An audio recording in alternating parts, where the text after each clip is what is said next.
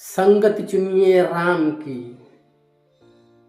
बनेंगे सारे बिगड़े काम रे।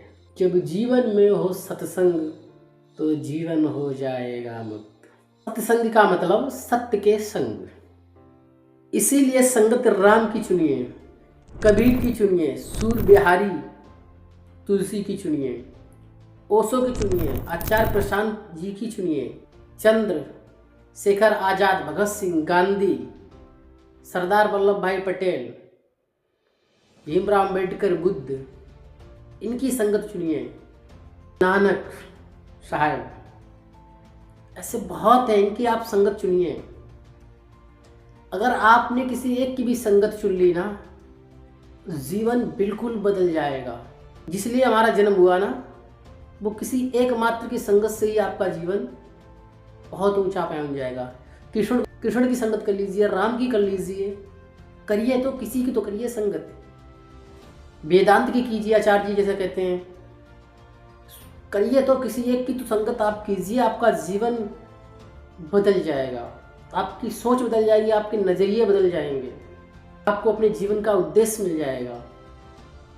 पता है, किसी एक की संगत चुनने से आपने सभी महान लोगों की संगति चुन ली होती है, क्योंकि जो एक होता है ना, वो पहले से ही एक जो बना है, वो बहुतों की संगत चुन के एक बना है। बहुतों मतलब महान लोगों की संगत चुन के एक बना है।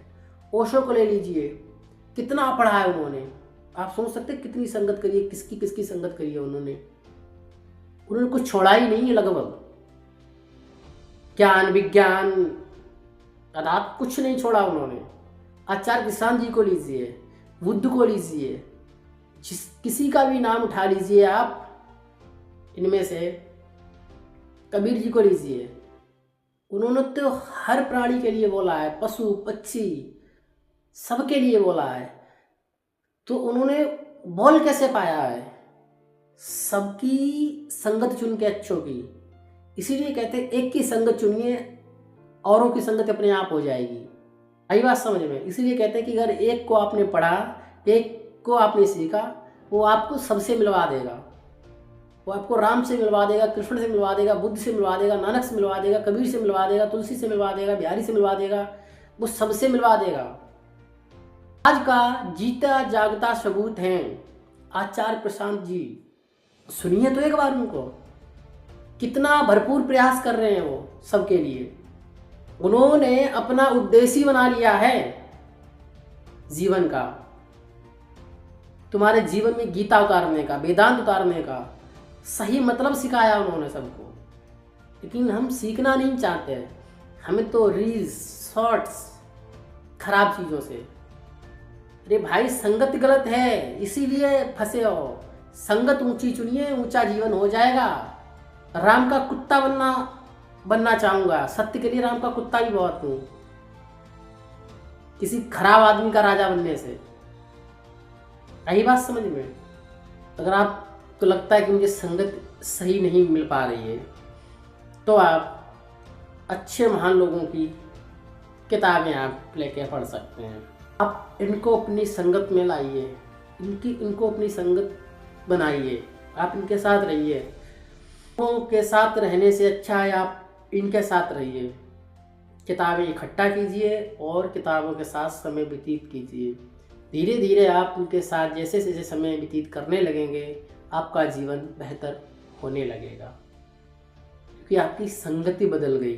जब कहते हैं संगत बदलती है तब रंगत बदल जाती है, और जब रंगत बदलती है तो तन मन सब बदल जाता है। आप शांत रहने लगते हैं, आपको अपने जीवन का उद्देश्य समझ में आने लगता है। आपका जन्म किस लिए हुआ, क्या कारण है, इन सब चीज़ों के आपके सवालों के जवाब मिलने लगते हैं। तो कोशिश करिए संगत आप अच्छे लोगों की कीजिए, अच्छी किताबों की कीजिए। अच्छे लोगों के पास हो सकता है मिलने में थोड़ा मुश्किल हो, लेकिन ठीक है, 100-200 रुपये की उनकी किताब खरीद कर पढ़ सकते हैं। मुझे किताबें पढ़ने का बहुत शौक़ है, बचपन से। कहानियाँ पढ़ने का शौक़ है ना, वो मेरी दादी से मिली है सीख। वो मुझे उनके पास में बचपन में सोया करता था, तो उस कहानियाँ सुनाया करती थी। मुझे कहानियों की वहीं से जज्बा प्राप्त हुआ है। फिर मैंने धीरे धीरे किताबों की तरफ अपना कदम बढ़ाया।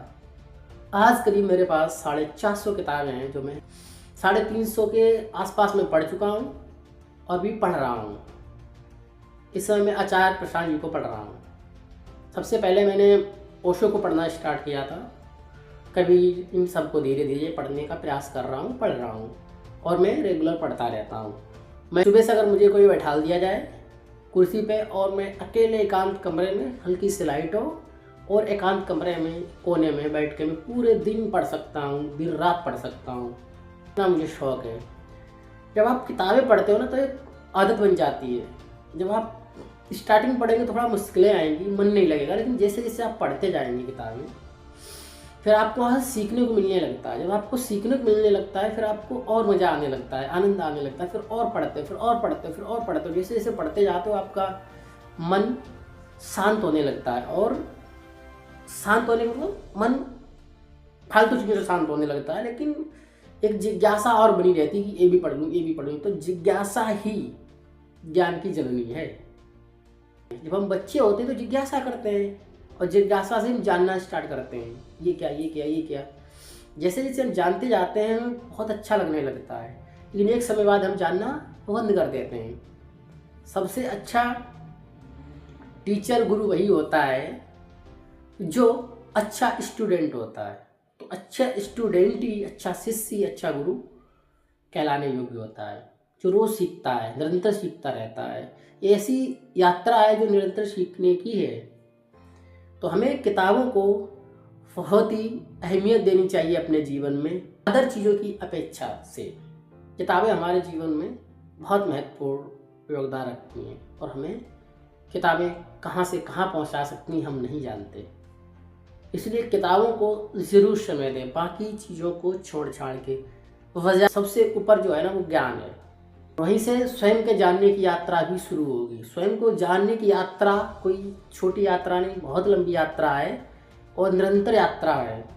जब तक आपकी सांस रुक नहीं जाती तब तक की यात्रा है। तो आप जितने भी महान इंसानों को देखोगे, पढ़ते थे, सब पढ़ते थे। आज भी जितने भी लोग हैं वो लगातार पढ़ते रहते हैं। तो कितना पढ़ते हैं ये जरा गौर करो अपने आप को।